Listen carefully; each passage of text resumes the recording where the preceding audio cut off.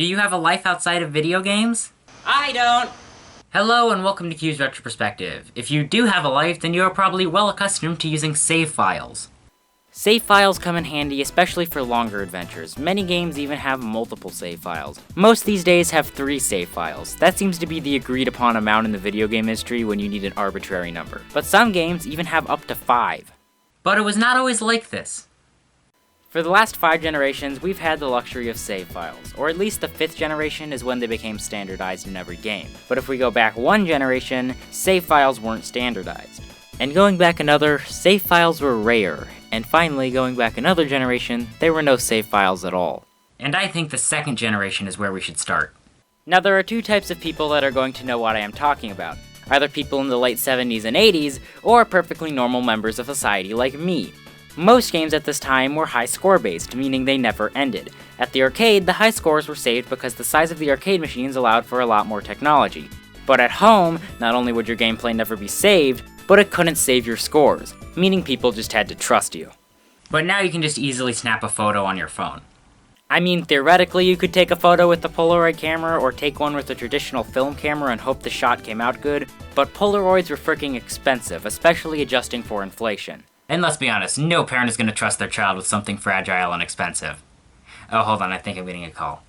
You couldn't even pause the game and leave the console on. To date, the only game I've found on the Atari 2600 that pauses is Star Wars Return of the Jedi Death Star Battle. Even games with endings were super short because of this. Also the fact that the Atari 2600's cartridges have the same storage capacity as a padlock.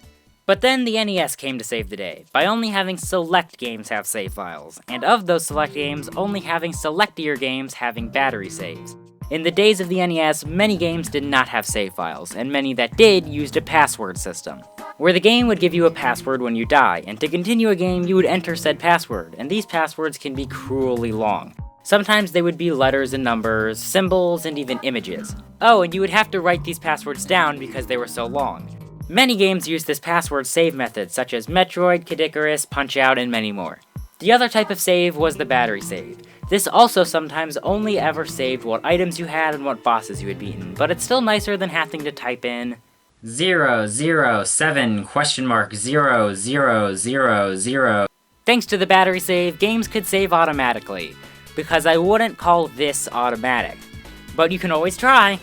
Now, I'm not willing to open up one of my own games because I'll inevitably break something, so here are some Google images of games from people braver than me. As you can see, pretty much all battery saves were these circle ones. There's a lot of different types of those tiny circle ones, but they're circles. But what about when discs started being used for video games?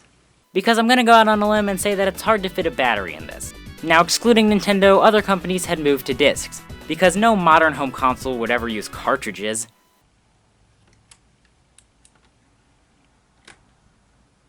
So in comes memory cards. PlayStation gets a memory card, Sega gets a memory card, Nintendo gets a poor sales record.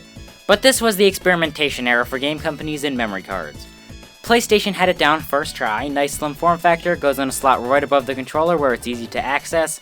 Sega did not do well though. Their memory cards were the size of a Sega Genesis cartridge and went in this bulky slot behind the disk drive, which, if on a shelf, is very hard to get to.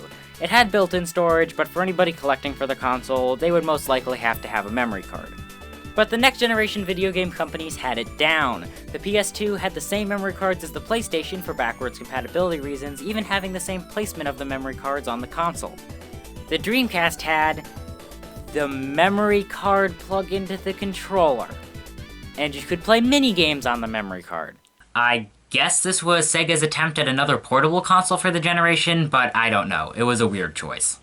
And Nintendo started using normal memory cards too because they switched to discs. Proprietary discs, but still discs. And Xbox didn't have memory cards. They were one of the first to have adequate internal storage.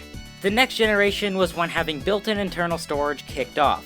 There were adapters for PlayStation and PS2 memory cards that transferred data to the PS3, and the original Model Wii had GameCube memory card slots for backwards compatibility reasons, but otherwise, internal game data storage for all. That is probably one of the nerdiest things I've ever said. Not done, just said. And from the 7th generation onward, internal storage was the norm. Sure, you can get SD cards and some proprietary forms of storage for expansion, but otherwise, internal storage is the way. And thanks to save files, you can set down a game to go live life, get a drink of water, and more. Except I play Atari a lot, so I'm severely dehydrated.